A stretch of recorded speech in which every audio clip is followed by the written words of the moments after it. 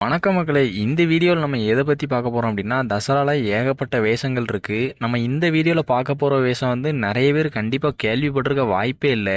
ஏன்னா இந்த வேஷம் வந்து அதிகமாக எந்த தசராக்குள்ளேயுமே போட மாட்டாங்க, ரொம்ப ரேராக தான் போடுவாங்க. அப்படி என்ன வேஷம் அப்படின்னு கேட்டிங்கன்னா, கர்ப்பிணி வேஷம். இந்த வேஷத்தை வந்து நீங்கள் இதுவரை பார்த்துருக்க வாய்ப்பே இல்லை. அப்படியே பார்த்துருந்தாலும் ரொம்ப ரேராக தான் பார்த்துருப்பீங்க.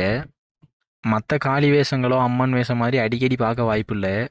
இப்போ நீங்கள் இந்த வீடியோவில் பார்த்துட்டு இருக்கிற இதுதான் கர்ப்பிணி வேஷம். இந்த வேஷம் கட்டியிருக்கிறவர் வந்து ஒரு ஆண் தான். ஒரு பெண் வந்து கர்ப்பமாக இருந்தால் எப்படி இருப்பாங்களோ அதே மாதிரி வேஷம் கட்டியிருக்காரு இவர்.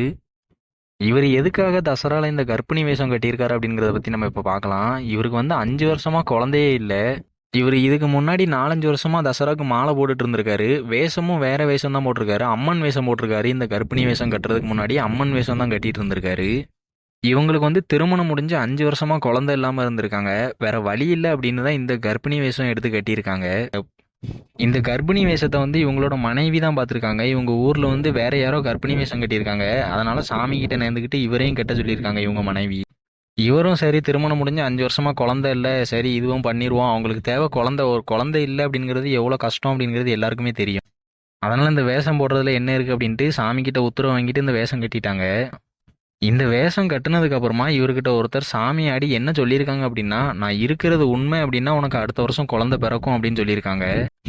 இவர் கர்ப்பிணி வேஷம் போட்டிருந்தா அந்த வருஷமே இவருக்கு உடம்புக்குள்ள காளிசாமி இறங்கியிருக்கு. அதுக்கு அடுத்த வருஷம் பார்த்தீங்கன்னா இவர் செங்காலி வேஷம் போட்டிருக்காரு. அதுக்கு முன்னாடி வந்து சாமி ஆட மாட்டார் இவர். அந்த வருஷம் தான் இவருக்கு சாமி வந்திருக்கு.